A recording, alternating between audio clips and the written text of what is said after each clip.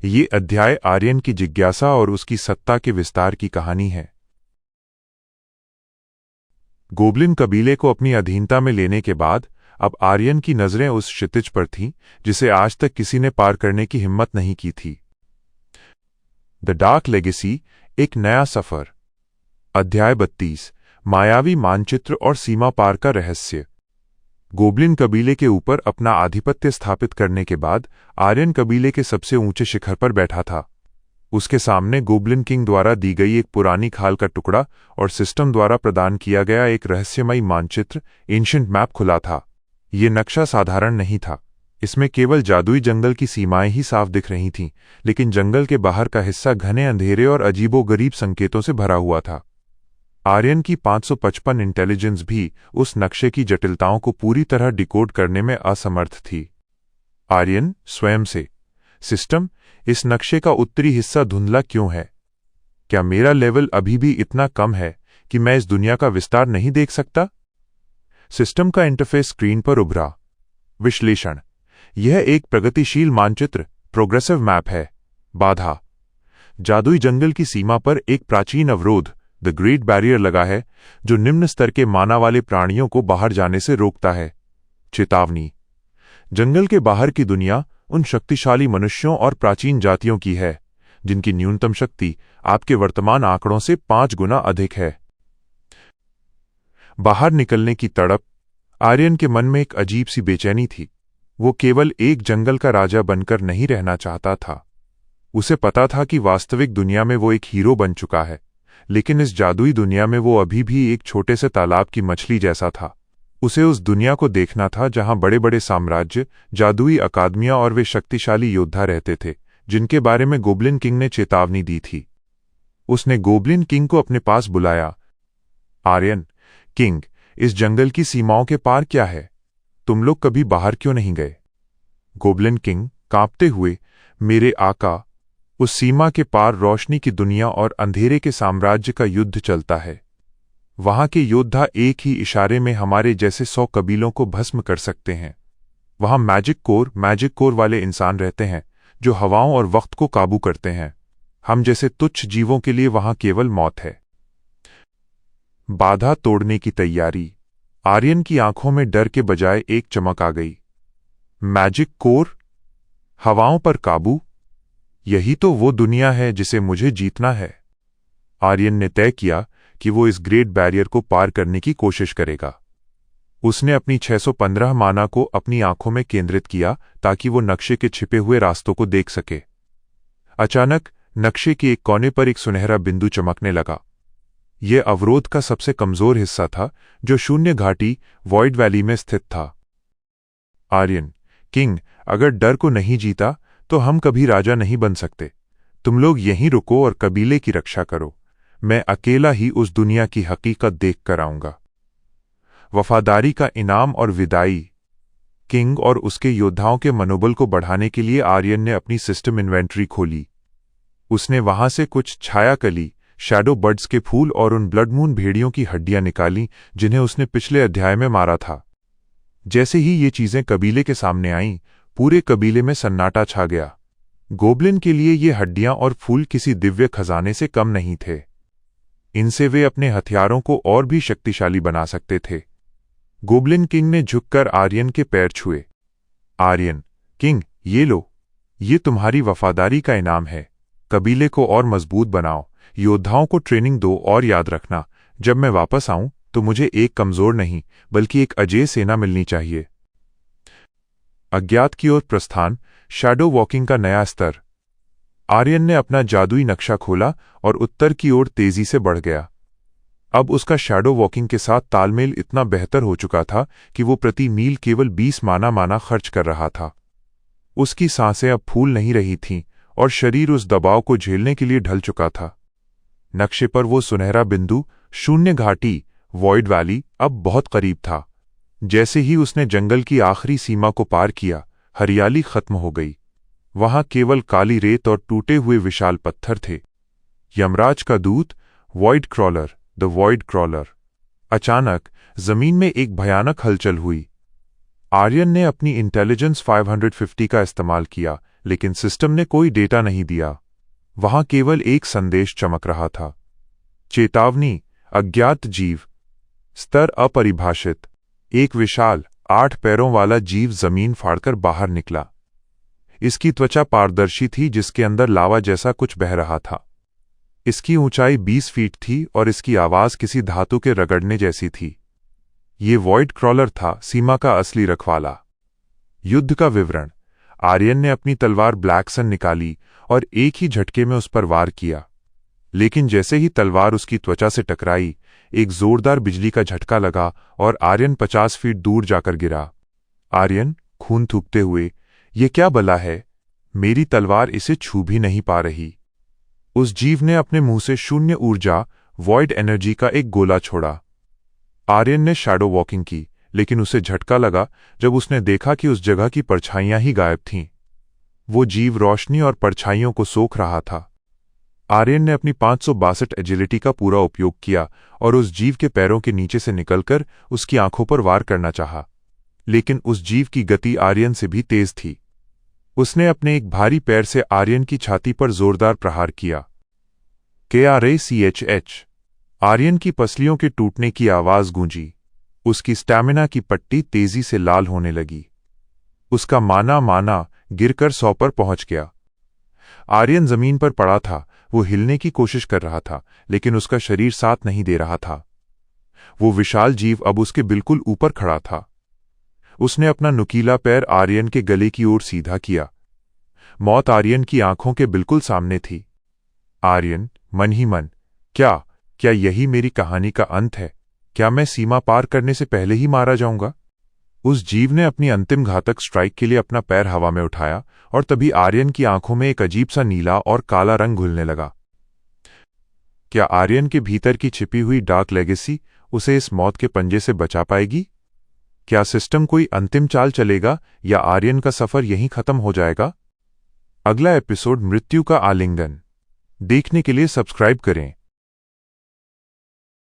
यह अध्याय केवल एक लड़ाई नहीं, बल्कि एक योद्धा की नैतिकता और एक जादुई जीव की वफादारी के बीच बंधे उस अटूट बंधन की गाथा है जिसे सिस्टम भी नहीं समझ सका। शून्य घाटी की काली रेत आज रक्त और बलिदान की गवाह बनने वाली थी। द डार्क लेगेसी, एक नया सफर। अध्याय 33, नियति का चुनाव और टूटती तलवार का विलाप। वॉइड क्रॉलर का पारदर्शी और नुकीला पैर आर्यन के गले को चीरने ही वाला था। आर्यन की आंखों के सामने अंधेरा छाने लगा था। उसकी 557 स्टैमिना शून्य की ओर गिर रही थी। लेकिन ठीक उसी क्षण एक ऐसी दहाड़ गूंजी जिसने घाटी की चट्टानों में दरारें डाल दीं। एक सफेद बिजली जैसी परछाई हवा में लहराई और सीधे उस राक्षस के चेहरे पर हमला किया। क्रा। आर्यन ने धुंधली आंखों से देखा। उसके सामने श्वेत शार्दूल खड़ा था। वो अब भी दिखने में एक 6 महीने के शावक जैसा ही था, लेकिन उसकी आंखों में मौजूद चमक किसी प्राचीन देवता जैसी थी। उसके शरीर से निकलने वाली ठंडी और पवित्र ऊर्जा वॉइड क्रॉलर की सड़ी हुई गंध को काट रही थी। एक ऐतिहासिक निर्णय की गूंज। राक्षस और शार्दूल के बीच होने वाले भीषण टकराव को देखकर आर्यन की चेतना 2.5 महीने पीछे चली गई। उसे वो दिन याद आया जब जादुई जंगल के एक गहरे हिस्से में ये जीव असहाय पड़ा था। 7 खूंखार गोब्लिन योद्धा अपनी जहरीली तलवारों के साथ इसे खत्म करने वाले थे। तब सिस्टम ने आर्यन को 2 कड़े विकल्प दिए थे। 1. विकल्प ए, उन 7 गोब्लिन्स को मारो। 2. विकल्प बी, श्वेत शार्दूल को मारो। सिस्टम की चेतावनी थी, तारांकन होस्ट, यह जीव नियति का संहारक है। 6 महीने बाद जब आप लेवल 2 सभी पैरामीटर्स 1000 जोड़ पर भी होंगे, तब भी आप इसका सामना नहीं कर पाएंगे। इसे अभी मारना ही आपके अस्तित्व के लिए उचित है। लेकिन आर्यन ने सिस्टम की तर्कसंगत गणना को ठुकरा दिया था। उसने उस मासूम की आंखों में छिपा दर्द देखा और सिस्टम के खिलाफ जाकर उन 7 गोब्लिन्स का काल बना। आज वही भविष्य का खतरा आर्यन के लिए ढाल बनकर खड़ा था। 2.5 महीने में ही ये जीव उस स्तर तक पहुंच चुका था जहां वो उस अज्ञात राक्षस से लोहा ले रहा था जिसे आर्यन छू तक नहीं पा रहा था। मृत्यु का तांडव और हीलिंग का जुआ। शार्दूल और वॉइड क्रॉलर के बीच का युद्ध अकल्पनीय था। शार्दूल की गति इतनी तेज थी कि वो एक साथ 4 जगहों पर दिखाई दे रहा था, लेकिन राक्षस की पारदर्शी खाल से लावा जैसा द्रव निकल रहा था जो शार्दूल के सफेद फर को जला रहा था। शार्दूल के शरीर पर गहरे घाव होने लगे थे। सिस्टम का लाल अलर्ट, सिस्टम रेड अलर्ट। चेतावनी, श्वेत शार्दूल की जीवन शक्ति 30% बची है। गणना, आपकी वर्तमान स्थिति के साथ भागने की संभावना 95% है। भागें। आर्यन लहूलुहान मुंह से चिल्लाते हुए, चुप हो जा सिस्टम, मैंने इसे अपनी जान बचाने के लिए नहीं बचाया था। अगर ये आज मेरे लिए मर गया तो मेरा ये पावर प्रोग्रेशन किस काम का।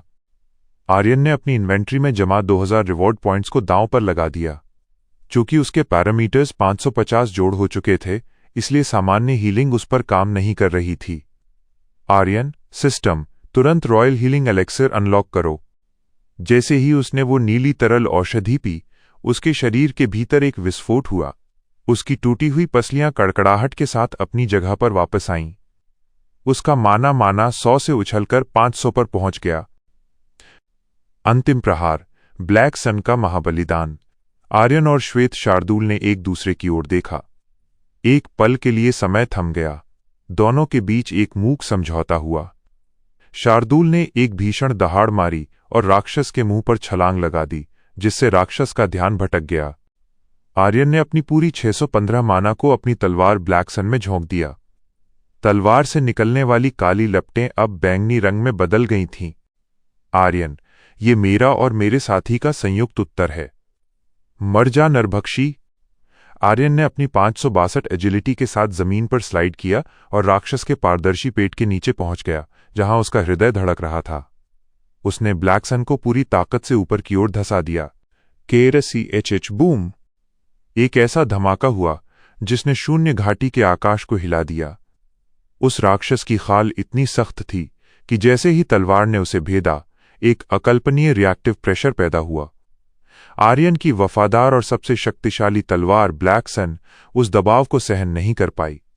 आर्यन की आंखों के सामने वो तलवार हजारों चमकते हुए काले टुकड़ों में बिखर गई। लेकिन उस टूटती हुई तलवार की अंतिम विनाशकारी ऊर्जा ने राक्षस के जादुई हृदय को भीतर से फाड़ दिया। राक्षस ने एक दर्दनाक चीख मारी और काले राख के ढेर में बदल गया। सन्नाटा और एक नया उदय। मैदान पर अब केवल सन्नाटा था। आर्यन अपने हाथ में केवल तलवार की मुठ हिल्ट पकड़े हुए घुटनों के बल बैठा था।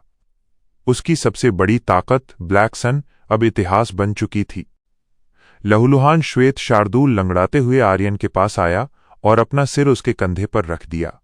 उसकी नीली आंखें कह रही थीं कि ऋण चुकता हुआ। आर्यन भीगी आंखों से, मेरी तलवार चली गई दोस्त, पर तुम बच गए। आज तुमने साबित कर दिया कि सांख्यिकी स्टैट से बढ़कर भी कोई चीज होती है, और वो है वफादारी। शून्य घाटी की हवा अब शांत थी, लेकिन हवा में अभी भी ब्लैक सन के टूटने की वो तीखी खनक गूंज रही थी। आर्यन स्तब्ध खड़ा था। उसके हाथ में केवल वही मुठ हिल्ट बची थी जिसे उसने अब तक अपनी जान से ज्यादा संभाल कर रखा था। ब्लैक सन का अंतिम बलिदान। आर्यन ने अपनी कांपती हुई हथेलियों में तलवार के उन काले टुकड़ों को समेटने की कोशिश की जो रेत में बिखरे पड़े थे। यह केवल एक हथियार नहीं था, यह आर्यन के सिस्टम के साथ शुरू हुए सफर का पहला गवाह था। आर्यन, बड़बड़ाते हुए, तुमने अंत तक मेरा साथ दिया। उस राक्षस की खाल को भेदने के लिए तुमने खुद को ही खत्म कर लिया। जैसे ही आर्यन ने उन टुकड़ों को छुआ, सिस्टम की एक ठंडी आवाज गूंजी। सूचना, ब्लैक सन की भौतिक संरचना पूरी तरह नष्ट हो चुकी है। डेटा, तलवार ने अपनी अंतिम मानाधारा को होस्ट के शरीर में स्थानांतरित कर दिया है। श्वेत शार्दूल, एक रक्षक का मौन सम्मान। लहूलुहान श्वेत शार्दूल धीरे धीरे आर्यन के करीब आया। उसके शरीर से अभी भी नीली ऊर्जा की छोटी छोटी चिंगारियां निकल रही थीं। उसने अपना विशाल लेकिन कोमल सिर आर्यन के सीने पर रख दिया। आर्यन ने महसूस किया कि इस जीव की धड़कनें अब उसके स्वयं के माना प्रवाह के साथ तालमेल बिठा रही थीं। 2.5 महीने पहले सिस्टम ने इसे भविष्य का काल कहा था, लेकिन आज उसी काल ने काल को मात दी थी। शार्दूल की आंखों में अब वो जंगलीपन नहीं था, बल्कि एक गहरा सम्मान और वफादारी थी। वो समझ चुका था कि ये इंसान न केवल उसका जीवन दाता है, बल्कि उसके साथ लड़ने के योग्य एक सच्चा योद्धा भी है। शून्य से सृजन की आहट। आर्यन ने अपनी आंखें बंद की और महसूस किया कि ब्लैक सन के टूटने से जो ऊर्जा मुक्त हुई थी, वो उसके रक्त में प्रवाहित हो रही है। उसकी 615 माना की क्षमता अब धीरे धीरे अस्थिर होकर बढ़ने लगी थी। रेत पर बिखरे तलवार के वे काले टुकड़े अचानक गायब होने लगे और आर्यन के शरीर में समाने लगे। सिस्टम का नया नोटिफिकेशन। चेतावनी, डार्क लेगेसी का गुप्त प्रोटोकॉल सक्रिय हो रहा है। स्थिति, बिना हथियार के होस्ट की रक्षात्मक क्षमता 40% कम हो गई है। समाधान, एक नए सोल बाउंड हथियार के निर्माण की आवश्यकता है। आर्यन ने गहरी सांस ली और शार्दूल की गर्दन पर हाथ फेरा। चिंता मत करो दोस्त, हम फिर से शुरुआत करेंगे, 0 से। एक नई शक्ति का सृजन होगा।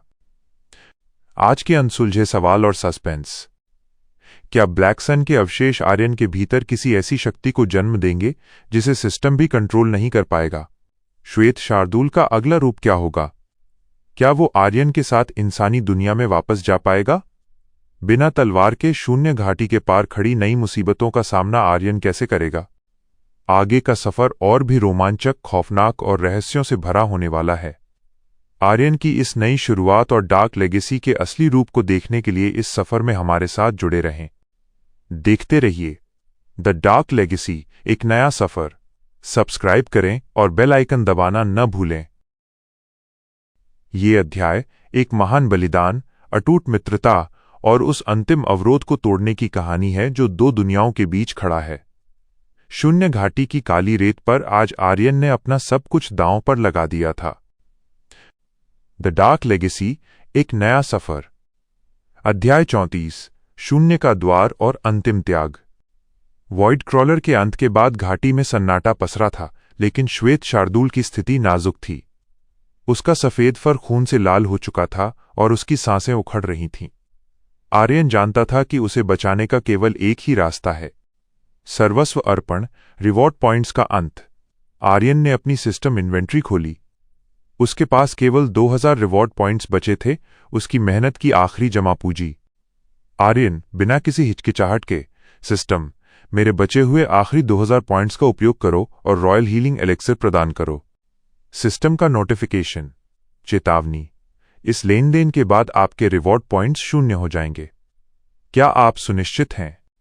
आर्यन, हाँ। तुरंत जैसे ही वो स्वर्ण औषधि प्रकट हुई, आर्यन ने उसे खुद पीने के बजाय श्वेत शार्दूल के मुंह में डाल दिया। कुछ ही क्षणों में शार्दूल के गहरे घाव भरने लगे और उसकी आंखों की खोई हुई चमक वापस आ गई। शार्दूल ने धीरे से आर्यन का हाथ चाटा, मानो वो अपने आका के इस महान बलिदान को समझ रहा हो। द ग्रेट बैरियर, शक्ति की परीक्षा। अब आर्यन के सामने वो विशाल ग्रेट बैरियर था, ऊर्जा की एक ऐसी पारदर्शी दीवार जो इस जादुई जंगल को बाहरी दुनिया से अलग करती थी। नक्शा बता रहा था कि इसे पार करने के लिए माना का एक प्रचंड विस्फोट आवश्यक है। आर्यन का वर्तमान माना 615 था, जो इस दीवार को हिलाने के लिए भी कम था। आर्यन, सिस्टम, मेरे पास जितने भी बचे हुए एक्सपी एक्सपीरियंस पॉइंट्स हैं, उन सबको माना स्टेट्स पर लगा दो। सिस्टम, तारांकन गणना जारी। 550 एक्सपी उपयोग किए जा रहे हैं। दर 10 एक्सपी = 1 माना पॉइंट। अपडेट, आपका माना अब 615 से बढ़कर 670 हो गया है। आर्यन ने अपनी पूरी 670 माना शक्ति को अपने हाथों में केंद्रित किया और बैरियर पर प्रहार किया। नीली बिजली की कड़कड़ाहट हुई, घाटी गूंज उठी, लेकिन बैरियर टस से मस नहीं हुआ। आर्यन, हांफते हुए, नहीं, अभी भी ये पर्याप्त नहीं है, मुझे कुछ और चाहिए। बैरियर तोड़ने का गुप्त तरीका। तभी आर्यन की नजर अपनी टूटी हुई तलवार ब्लैक सन की मुठ हिल्ट पर पड़ी। सिस्टम ने पहले ही संकेत दिया था कि तलवार की आत्मा अब भी उसमें है। आर्यन, सिस्टम, क्या मैं अपनी टूटी हुई तलवार की अवशिष्ट ऊर्जा, रेजिजुअल एनर्जी और श्वेत शार्दूल की प्राचीन शक्ति को जोड़ सकता हूं? सिस्टम का जवाब, विश्लेषण, सिंक्रोनाइजेशन संभव है। प्रक्रिया, यदि श्वेत शार्दूल अपनी प्राचीन दहाड़ को आपके माना के साथ मिला दे तो एक क्षणिक द्वार, टेम्परल ब्रीच, खुल सकता है। आर्यन ने शार्दूल की ओर देखा और उसे इशारा किया। शार्दूल ने एक ऐसी गगनभेदी दहाड़ मारी जिससे हवा के कण कांपने लगे। उसी समय आर्यन ने अपनी तलवार की मुठ को बैरियर से सटा दिया और अपना पूरा 670 माना उसमें झोंक दिया। क्रा के ए बूम। श्वेत शार्दूल की पवित्र ऊर्जा और आर्यन की डार्क माना का मेल होते ही उस ग्रेट बैरियर में एक दरार पड़ी। वो दरार धीरे धीरे एक सुनहरे द्वार में बदलने लगी। सीमा के पार का दृश्य अब धुंधला धुंधला दिखाई दे रहा था। वहां विशाल पर्वत और उड़ते हुए जादुई जीव थे। बाहरी दुनिया की हवा का पहला झोंका आर्यन के चेहरे से टकराया। ग्रेट बैरियर की उस विशाल पारदर्शी दीवार में एक छोटा सा छेद हो चुका था। आर्यन की 670 माना शक्ति, श्वेत शार्दूल की प्राचीन दहाड़ और उस टूटी हुई ब्लैक सन की मुठ हिल्ट ने मिलकर वो कर दिखाया था जो असंभव था। उस छोटे से छेद से बाहरी दुनिया की एक सुनहरी किरण अंदर आ रही थी। एक भावुक विदाई की कोशिश। आर्यन ने घुटनों के बल बैठकर श्वेत शार्दूल के सिर पर हाथ रखा। उसकी आंखों में इस नन्हे जीव के लिए बहुत प्यार और चिंता थी। आर्यन धीमी आवाज में, शुक्रिया दोस्त, तुमने आज मेरी जान बचाई, लेकिन अब तुम्हें यहीं रुकना होगा। बाहर की दुनिया बहुत खतरनाक है। वहां बड़े बड़े शिकारी और शक्तिशाली इंसान हैं। मैं तुम्हें किसी तकलीफ में नहीं देख सकता। तुम अभी छोटे हो, यहीं सुरक्षित रहो। आर्यन जैसे ही मुड़ा, उसने महसूस किया कि शार्दूल ने उसका पजामा अपने दांतों से पकड़ लिया है। उस नन्हे शिकारी की आंखों में आंसू जैसे चमक रहे थे। उसने अपना सिर आर्यन के पैरों पर रगड़ना शुरू कर दिया, मानो वो भीख मांग रहा हो कि उसे अकेला न छोड़ा जाए। उसकी धीमी आवाज विम्पर में एक ऐसी तड़प थी जिसने आर्यन के फौलादी दिल को भी पिघला दिया। साथी, पालतू नहीं। तभी सिस्टम की नीली लाइट चमकी। सुझाव: आप इस जीव को अपना पालतू पेट बना सकते हैं। इससे आप इसे अपनी इन्वेंट्री में रख पाएंगे और ये आपके साथ कहीं भी जा सकेगा। आर्यन गुस्से में, नहीं, ये मेरा पालतू नहीं, मेरा साथी है। इसने अपनी जान दांव पर लगाकर मुझे बचाया है। मैं इसे किसी गुलाम की तरह सिस्टम में कैद नहीं करूंगा। अगर ये चलना चाहता है तो ये मेरे बराबर खड़ा होकर चलेगा। आर्यन ने मुस्कुराकर शार्दूल को गोद में उठा लिया। ठीक है मेरे जिद्दी दोस्त, हम साथ चलेंगे। बैरियर के पार, समय का रहस्य। जैसे ही आर्यन ने उस छोटे से छेद से बैरियर को पार किया, वो दंग रह गया। पीछे मुड़कर देखा तो बैरियर के अंदर का जादुई जंगल अब भी रात के अंधेरे में डूबा था, जहां चांद की फीकी रोशनी थी। लेकिन बैरियर के इस तरफ यहां दिन का समय था। सूरज धीरे धीरे ढल रहा था और आसमान नारंगी और सुनहरे रंगों से भरा था। ठंडी हवा के झोंके आर्यन के चेहरे को छू रहे थे। ये दुनिया जादुई जंगल से बिल्कुल अलग थी। यहां विशाल घास के मैदान और दूर तक फैले पर्वत थे। आर्यन, अविश्वसनीय। यहां समय का चक्र अलग है। बैरियर के अंदर रात और बाहर शाम। विदाई का क्षण। तभी आर्यन को अपने शरीर में एक कंपन महसूस हुआ। उसकी चेतना वास्तविक दुनिया की ओर खिंचने लगी थी। सुबह की पहली किरणें उसके असली शरीर को छू रही थीं। उसने श्वेत शार्दूल को जमीन पर उतारा। आर्यन, शार्दूल, मेरा समय खत्म हो रहा है। मुझे जाना होगा, लेकिन मैं वादा करता हूं कि मैं बहुत जल्द वापस आऊंगा। तब तक इस जगह को पहचान लो, ये हमारी नई शुरुआत है। शार्दूल ने एक छोटी सी दहाड़ मारी, जैसे वो समझ गया हो। आर्यन का शरीर धीरे धीरे पारदर्शी होने लगा और वो बाहरी दुनिया की उस सुनहरी शाम को अपनी आंखों में बसाकर वापस अपनी दुनिया की ओर लौट पड़ा। क्या असली दुनिया में आर्यन की बढ़ती शक्तियों का असर अब उसके शरीर पर दिखने लगेगा? अगली रात जब आर्यन लौटेगा तो क्या शार्दूल उसे उसी जगह पर मिलेगा? बाहरी दुनिया के वे शक्तिशाली इंसान कौन हैं जो इस बैरियर के आसपास पहरा देते हैं? आगे का सफर और भी रोमांचक होने वाला है। इस जादुई दुनिया के हर राज को जानने के लिए जुड़े रहें। देखते रहिए द डार्क लेगेसी, एक नया सफर। सब्सक्राइब करना न भूलें।